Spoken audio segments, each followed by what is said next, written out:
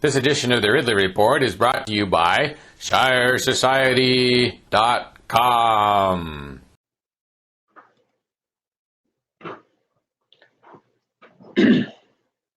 Welcome, fellow Jitzer. Audio recording is already in progress.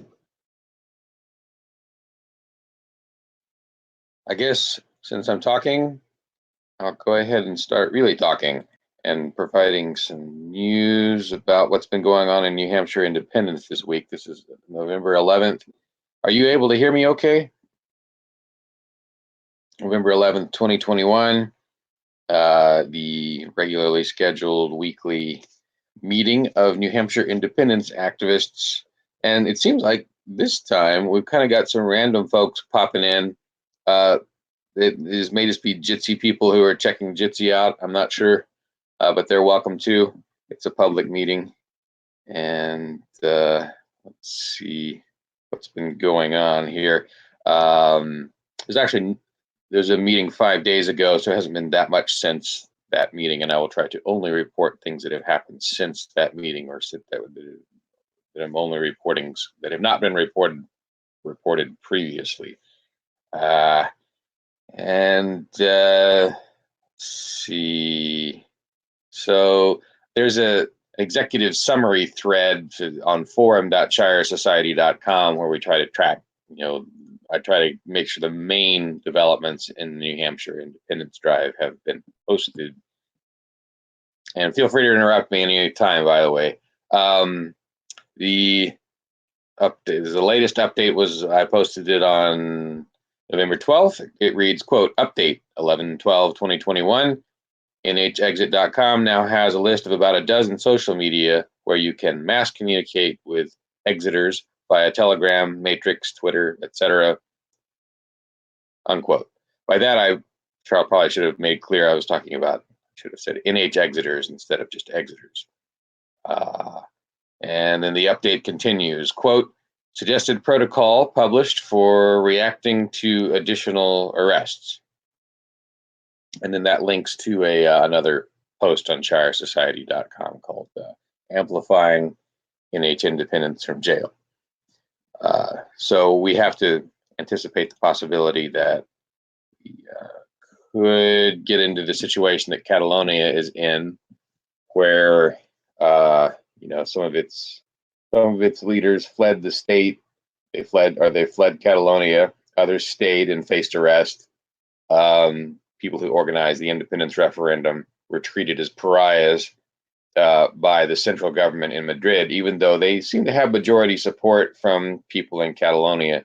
And in some ways, it feels like that here, although we haven't faced the mass arrests yet. It feels like we already have, some indications of majority support, partly in the fact that Union Leader poll showed 71% support for a vote on whether we should remain in the Union. But you don't have the kind of support that they have in Catalonia. It takes the forum. It seems to be very heavy on the streets, and maybe also in the polls. Here we're just so early, and no vote has taken place yet. There's not a lot going on directly related to NH independence on the streets. And that poll was unscientific, so it could just be wildly exaggerated.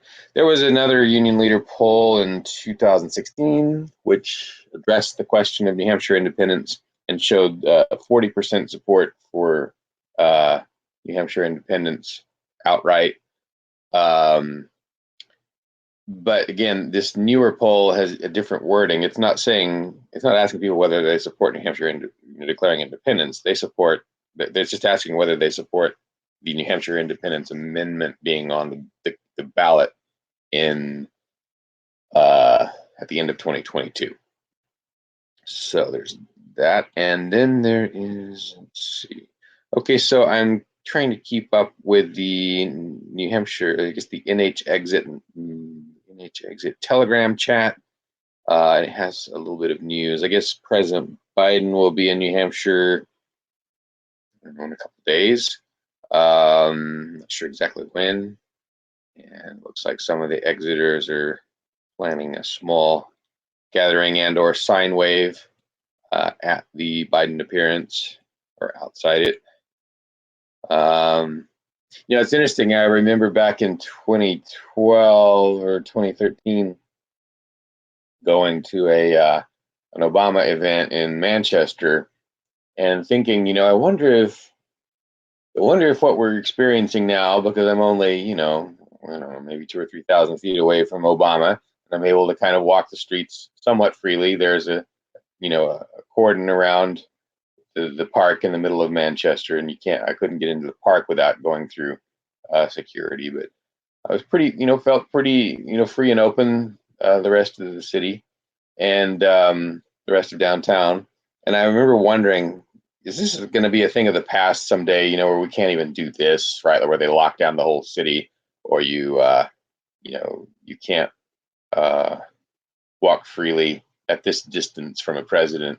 They're going to keep increasing the distance. And I don't know. It would have been interesting to be. I don't know where he's going to. Oh, he's going to be in Woodstock, I think. I don't own a vehicle, so I don't think I'm going to make it to Woodstock in 2 days.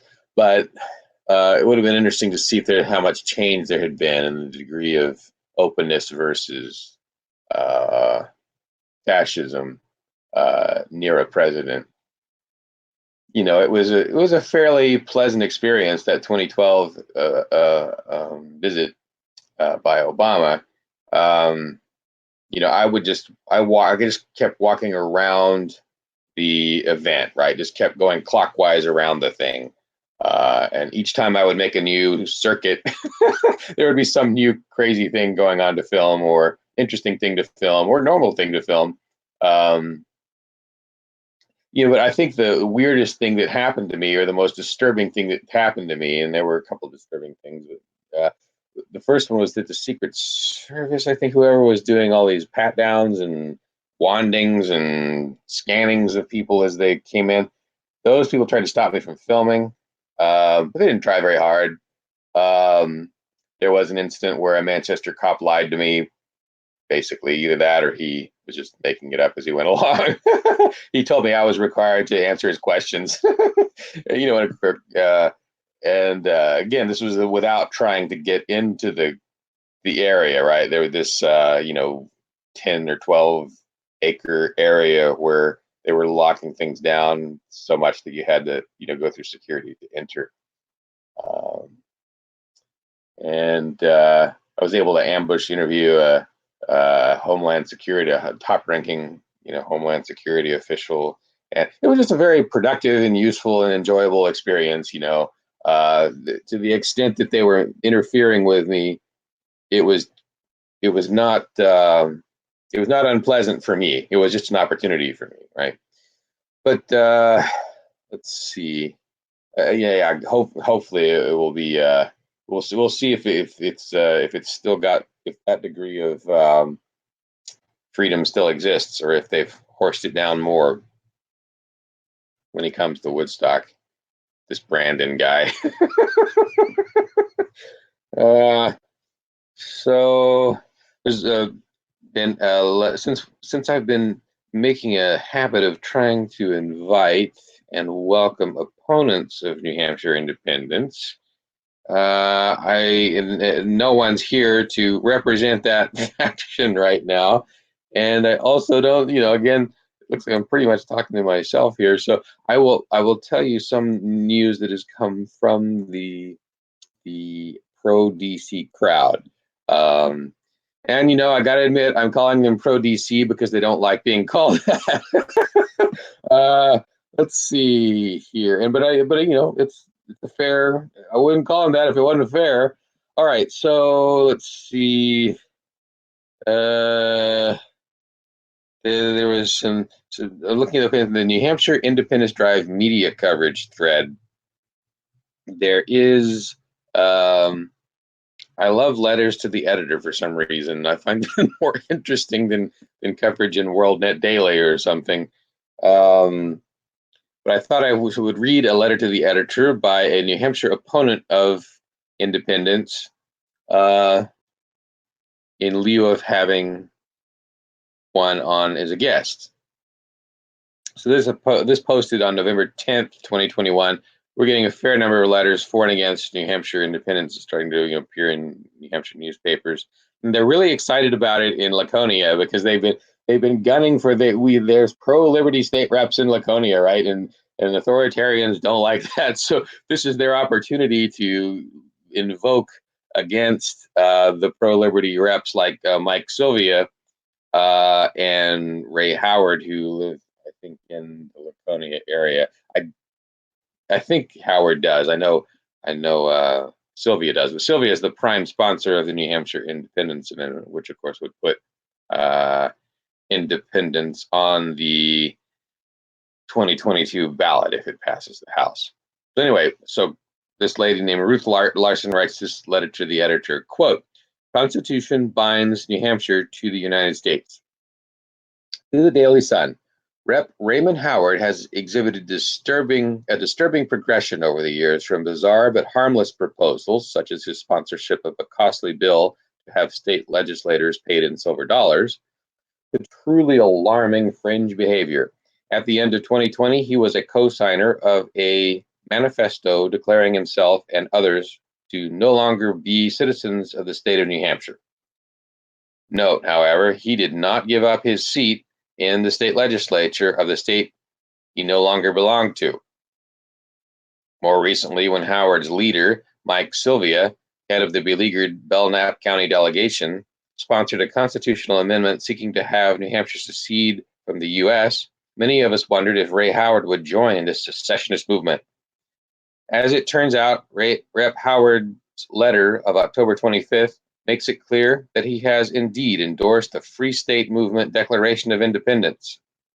No more Social Security, no Medicare, no federal highways, no U.S. passports, and so on, unquote. Okay, so first of all, by their grievances shall ye know them, right? Like she's losing her mind because someone had a bill that would have let state legislators get paid in silver, which would have done absolutely no harm to anyone, right? The only harm, I guess, other than the fact that it does cost a little bit to hear a bill, right? It costs taxpayers about $2,000 to hear a bill, and that's why this bill, this constitutional amendment that we've proposed, that's why we didn't propose it until now, because until now, no one had come forward to reimburse taxpayers for that expense. So we're probably the first organization in history that's ever put a bill before the legislature and reimburse taxpayers for the $2,000 expense of hearing the bill, right? Or at least we have people pledged to do that. I think that's probably going to take the form. I guess the most recent plan I heard was Aria DiMezzo's scheme of just walking randomly down Main Street and handing out $20 bills at random to taxpayers. I think that's her plan for reimbursing the taxpayers for this small expense of hearing the bill. But yeah, I mean, she's got a point in the sense that you do want to be cautious about proposing bills because it does cost taxpayers a little bit, and that's why I have not asked for a bill since 2005 because someone pointed that out to me, and I said, okay, no more bills for me because it costs taxpayer dollars until this one, which will be reimbursed. So yeah, okay, so that's her one grievance, and then let's see. I guess she's got a point about him. If he's saying he's not a citizen, he probably should give up his seat, not be a citizen. But the other thing, okay, so she's talking about his letter. She says his letter of October 25th makes it clear that he has indeed endorsed the Free State Movement Declaration of Independence. Well, it's interesting because as is common in this newspaper, the Sun, I for some reason can never find letters to the editor that I've written to this paper, and I couldn't find Ray Hammond's. Now maybe I didn't look hard enough for Ray Howard's. I couldn't find his letter to the editor there either. Maybe I didn't look hard enough. But I would have enjoyed reading an October 25th letter from Ray Howard. laying out his reasons for supporting New Hampshire independence. He's one of the state reps that is co-sponsoring the bill. We have 9 sponsors out of a maximum allowed of 10 who would step forward to co-sponsor. But I don't know why that's not showing up. And then she calls it the, quote, Free State Movement Declaration of Independence, unquote. Well, this would be, if there's a Declaration of Independence, it would have to actually come from 2/3 of New Hampshire voters. So this would go, if it gets through committee, which is the really dangerous part probably, politically, if it gets through committee intact and goes through the process of being heard by the entire House and Senate and passes both houses by 60%, then it would require another 66% vote in favor by New Hampshire residents. So it wouldn't be a Free State Movement Declaration of Independence. It would be, if passed, a statewide Declaration of Independence.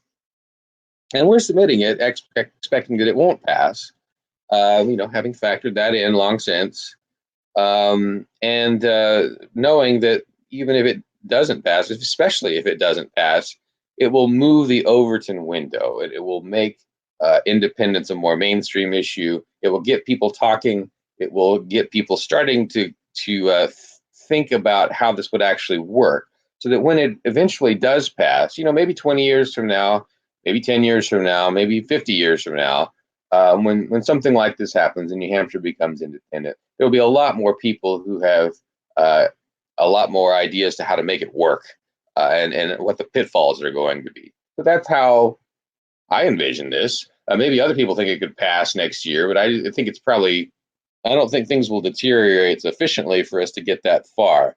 Because 66% is just a massive number of people. But the other effect that we hope that it will have is simply to, help encourage the federal government to behave in a more benign manner. As if you think about it, the central government of Canada behaves probably in a more benign manner towards the government of Quebec, and hopefully the people of Quebec, because of the fact that they're always so close to independence, right? I mean, they came, 1% away from 1 percentage point away from voting in favor of it in 1995. Same thing in Scotland. They came very close to voting in favor of independence. And I do not think the London government is going to run roughshod over the Scottish government for that reason, because they don't want to push it into independence. And we don't have a defense mechanism like that in the United States. The states are so far from independence in most cases that the federal government feels like it can run roughshod over the states to some extent, and not worry at all about them withdrawing. We'll have a much better situation if the federal government feels more cautious, because it's just simply an institution that's too powerful in its relations with Americans. Now, let's see. So those are the thoughts that her editorial creates in me. But there was a rebutting editorial that's already been posted by, or a letter to the editor, by Chris Wade, New Hampshire independence activist. It'll be his second letter to the editor on the subject. He says, quote, "There exists a vocal minority, some of which are in power in the state, who are against the ideals and freedoms all free people stand for." Oh, I'm sorry, I'm out of order here. He has a title to this letter to the editor, which I think is a letter to the editor. He says, quote, "New Hampshire copying United States independence from England," unquote. Then he goes on to say that, quote, "There exists a vocal minority, some of which are in power in the state, who are against the ideals and freedoms of all that all free people stand for. These loyalists, you might say, are trying to deceive you. They benefit from the status quo. They are telling us we can't declare independence because it's illegal. They quote history selectively, saying the courts have ruled, even though technically misleading, as those same courts merely ruled certain means to independence were illegal." they try to turn it into some sort of fanciful racist issue, despite there being nothing racist about independence. This isn't the Civil War, it's independence from the king. The United States itself is illegal under this failed logic and can't exist. Britain didn't authorize the colonies to declare independence, after all. No, the colonies declared independence without the permission of the tyrants and king. In any independence movement, there will always be loyalists to the tyrants in power. It is our duty, it is our obligation as free people to stay true to our beliefs and fight those who are selling out the people of New Hampshire for a little bit of personal gain. New Hampshire independence has nothing to do with the Civil War. It closely resembles the Declaration of Independence from Britain, an empire that at the time nobody thought you could stand up to or exit from. Yet we did. The British Empire has returned, and it's time for New Hampshire to once again lead the way in declaring independence from the new empire, just as we led the way in declaring independence from the old empire. Unquote. So, so I guess I should respond to Chris's editorial too. That's probably not the way I'd word things or the focus that I would take. I don't really like the idea of this playing out the way the Revolutionary War played out. I think the colonists were kind of questionable in their behavior toward loyalists, and they gave us really a government that wasn't much better than the king's government, and which turned in rapid succession into its own empire, right, which committed its own terrible abuses. So I don't know. I don't think either of these independence drives are a very good model. I think a good model is probably the Estonian independence drive of the 1987 era, or the Scottish and Quebec approaches. Are the way that the means used to obtain their flawed ends were pretty acceptable. It was just a vote, basically. I think that's the model. In Estonia, what happened was more like, I think there were votes that happened on this, but what was really interesting in Estonia was that it was, I think it was pretty closely coordinated with Russian nationalists, and so that the Moscow government endorsed Estonian independence, and that's pretty cool too. Those would be, I don't know, I think better models than the 1776 stuff. And it's interesting too, and the way he words this, and he points out this is a rapidly written quickie editorial, but or letter to the editor, but when you deny something, if all you're doing is denying something, then that's usually a very weak position to be putting yourself in. And so he's kind of denying that this is 1860, or that we're pursuing that same direction. Well, yeah, of course we're we're not pursuing that direction. It almost doesn't even need to be denied. So let's see.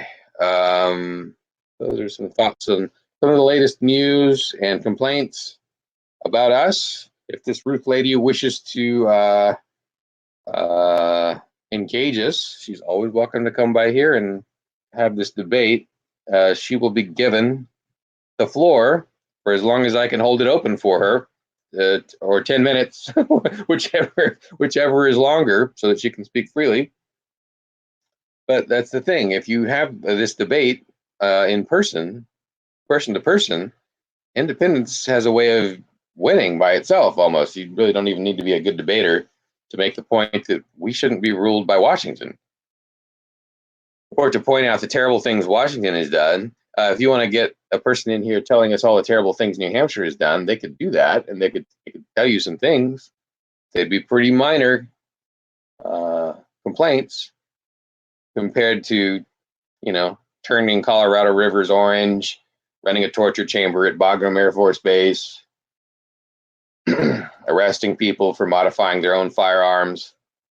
Those things are a lot more questionable than what New Hampshire does, and the Federals have done them all. All right. Well, it looks like I am not going to be joined by anyone else today, which is fine. And I will see you guys, or some of you, possibly, next week. Every Sunday, 1 p.m. here on Jitsi. If you want to find the exact link, just go to forum.shiresociety.com and poke around. You'll find it. But the link is also known as meet.jit.si/NH Independence Town Hall Meeting, audio taped.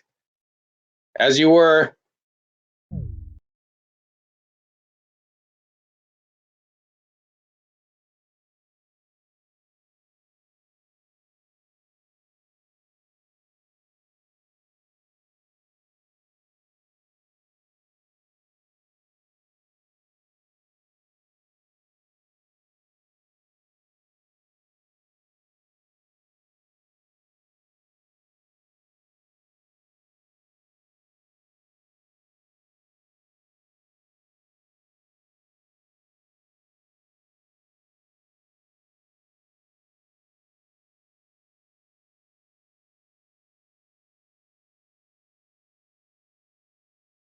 "2,000 liberty lovers have moved to New Hampshire for the Free State Project. But there's a saying, my saying actually, united we stand, divided we rise. If you think the Free State Project is too centralized or restrictive, join the Shire Society instead. They're also recruiting people to move to New Hampshire, but they're decentralized and have no board of directors. ShireSociety.com